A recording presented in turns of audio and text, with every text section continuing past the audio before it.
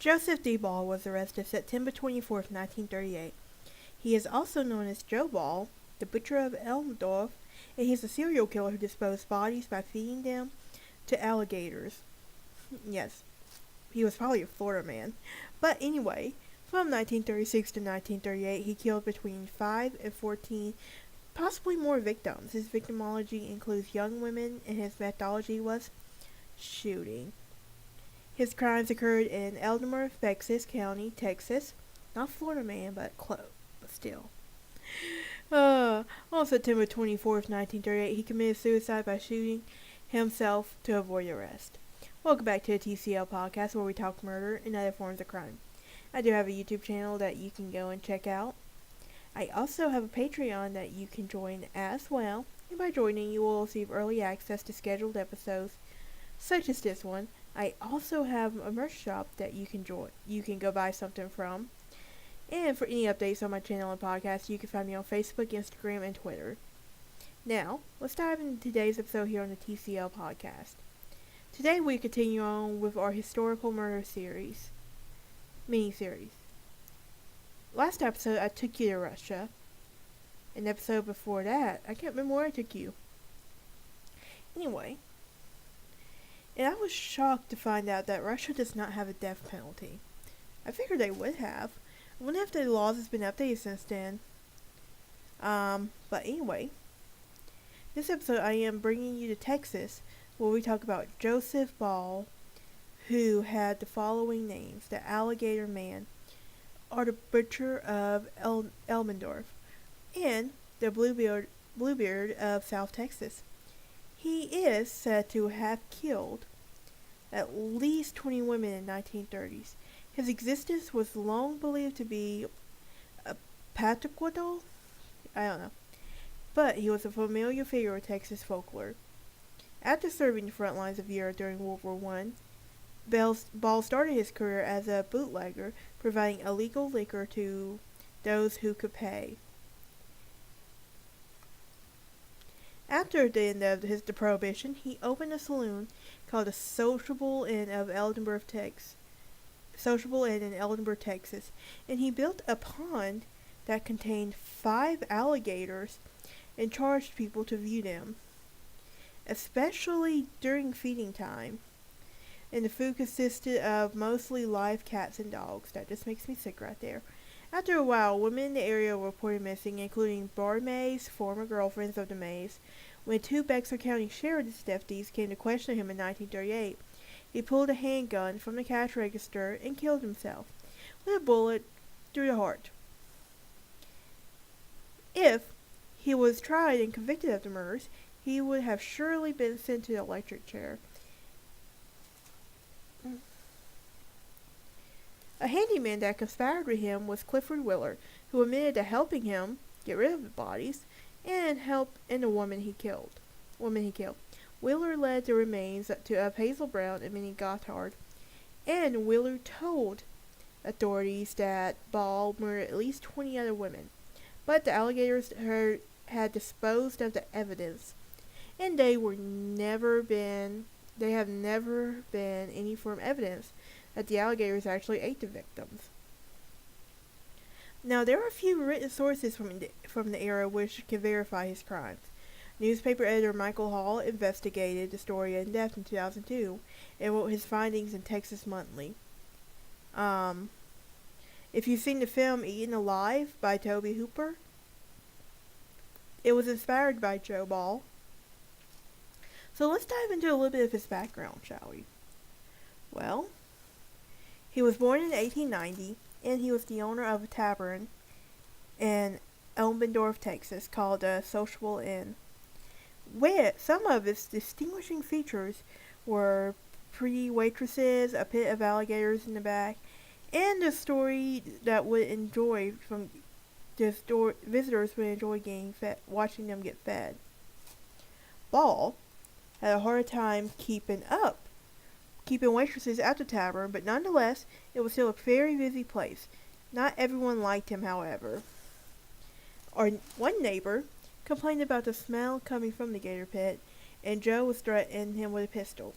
In late September 1937, Relatives from many Gath reported many Gath are missing. The 22-year-old woman had been a waitress at Ball's Tavern. Ball claimed that she left to go to another job. Then another waitress, Julia Turner, was reported missing.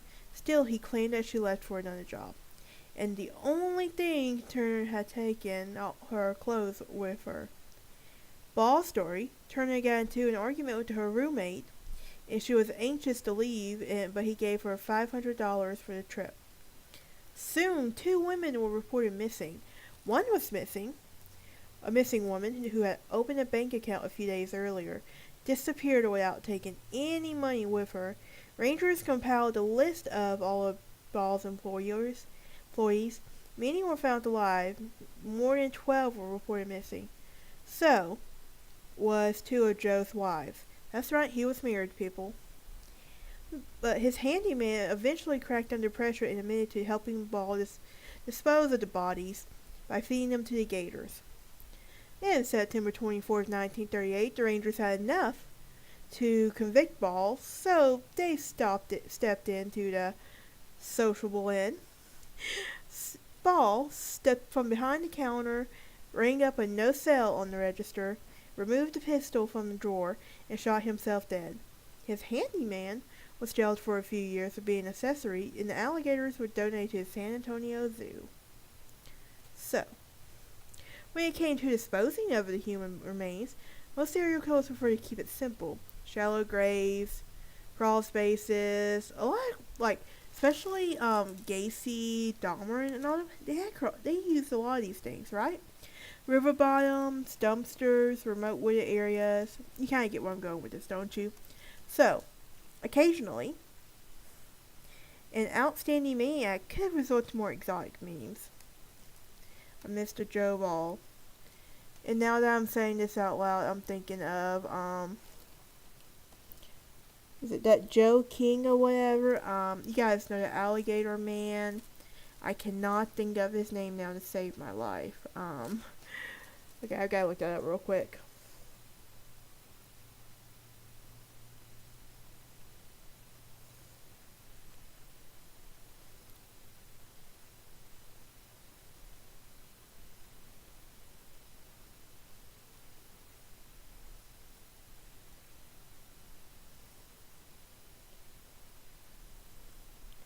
Okay, so I cannot find. Anyway, I'll look that up later. In the 1930s, this hard-drinking reprobate ran a seedy roadhouse called the Sociable Inn. Joe was very protective of these animals, and once when there was a neighbor complained about the stench of rotten meat, and he pulled out a gun threatening to explain that it must have been the gator's food. Unfortunately, Ball couldn't help himself. In the next few months, 2 more employees went missing. The local police turned the case over to the Texas Ranger, who did check into Ball's previous employees, and they found a few dozen of them have vanished. So, here's some interesting bits that you may enjoy. It was a well-told joke for years that before discovery of Ball fed his waitresses to the alligators. His handyman, William Sneed, despite admitting to helping to dispose of the bodies, only went 2 years in prison. The alligators were sent to San Antonio Zoo, and one would think they've had a change in diet while there. Yeah, I would imagine so. Toby Hopper of the Texas Chainsaw Massacre films. Okay, why do a lot of these films based in Texas happen on actual events? Think about it. Just think about it. Okay, he made a film that was based on Joe Ball called Eaten Alive. So, his third wife eventually surfaced years later, and it seemed like she knew about the predecessor's fate and decided that she didn't want to go the same way. She ran away, but knew about 4 or so murders. She was never charged with any of these crimes. That was the wacky world of murder. Alright, let's dive into a new settlement for a minute. In the late 1800s, the state of Texas was a wide open was a wide-open frontier with thousands of acres of unsettled land. The Indians' wars and feuds with Mexico were all but forgotten, but almost were looking ahead to the future. One of those was Joe Ball's father, Frank. Around 1885, Frank Ball moved to Elmendorf, a small town 15 miles south of San Antonio, which he recently had founded by a man of Henry Elmendorf, who would later become the mayor of San Antonio. Shortly after their arrival, Frank borrowed some money from the bank, opened a factory, and processed cotton. Shortly therefore, the railroad ran tracks through town, and Frank's business boomed, and making him a very wealthy man. He began dabbling in real estate and buying and selling properties throughout the area, and he would eventually open a general store. Frank and his wife Elizabeth raised 8 children, and one of the first stone homes that was built in the area. I must find this house if I ever make it out to Texas again. I love Texas. But anyway, every one of the children prospered, and several became important figures of the community. Frank Jr. worked as a school district, and he became a trustee in 1914. His brother Raymond opened up a grocery store in 1926, married a local teacher by the name of Jane Terrell, who was later appointed by FDR in 1940 as a postmaster, and served the community for 27 years. Frank and Elizabeth's second child, Joseph, was born January 7, 1896. Throughout his childhood, Joe kept to himself and rarely participated in activities with other children. As he reached his adolescence, Joe's passions turned to guns, and he loved them, and he spent several hours a week working on them. His nephew, Bucky Ball, would say, "My uncle could shoot a bird off a telephone line and a pistol from a line from the bumper of his Model A Ford." I would just love to see a truck like that today. That would be awesome. On April 6, 1917, the United States formally declared war against Germany and entered the war in Europe. Shortly after the start of the war, Joe enlisted and was shipped off to the front lines in Europe. While there is no surviving record of his deeds and actions during the war, he survived, and in 1919 he received an honorable discharge from the Army, returned to his hometown.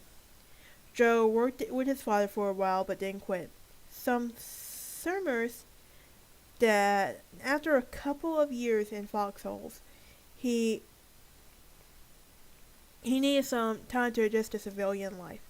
Joe may not have followed in his father's footsteps, but he obviously learned something about business and quickly determined that with the advent of the prohibition, that there was a huge demand for illegal whiskey and beer, thus beginning his career as a bootlegger. And the job may have been dangerous, but Joe apparently enjoyed it and would travel all around the area with his Model A Ford, selling whiskey out of it. God, my brother's not listening to that. I'm joking, I promise, people. So it was later said that Willard lived in fear of Joe. Whenever Joe was drunk, he would blow off steam. So, let's talk about Gatorland for a second. So when the Prohibition ended, Joe's bootlegging career had dealt this temporary setback. Since he already knew quite a bit about liquor and the beer business, after purchasing a small parcel of land outside of town on Highway 181, he built a tavern known as the Sociable Inn. In the back were 2 bedrooms, and in the front was a bar, a player piano, and tables where men would sit and drink and occasionally enjoy cockfights. Yes, that is a thing.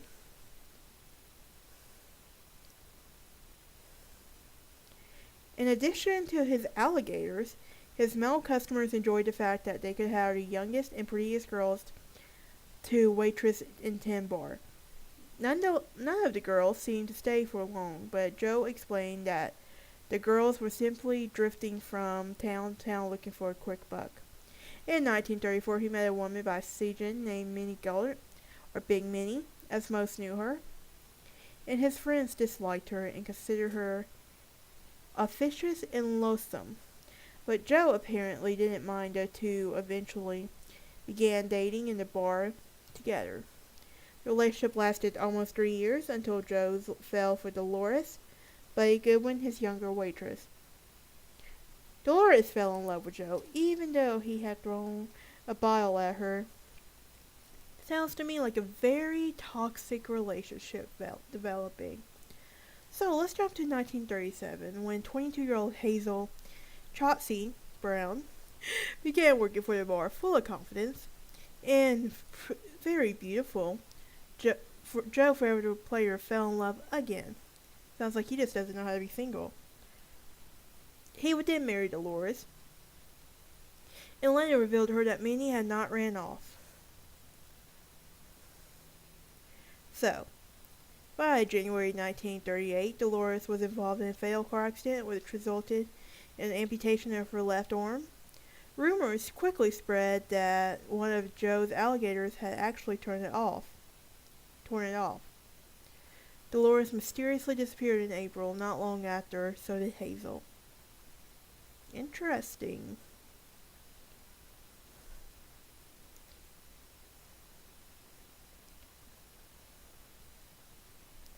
We may never know exactly how many people Joe Ball killed, or if any of them ever ended up as gator food. His cult-like popularity lives on to this day, though. Known throughout for his crime as Butcher of Elmendorf in the Bluebeard of South Texas, the story of Alligator Man is sure to live for generations to come. Look, if I ever get out to San Antonio, or again, I would love to. I've been to Houston. I would love to go to San Antonio. I just found a new place to put on my travel bucket list. Yes, I have a travel bucket list, and I will go visit the graves of serial killers. Do not judge. Alright, that's it for today's episode. I will see y'all next time. Y'all have a great day and Merry Christmas.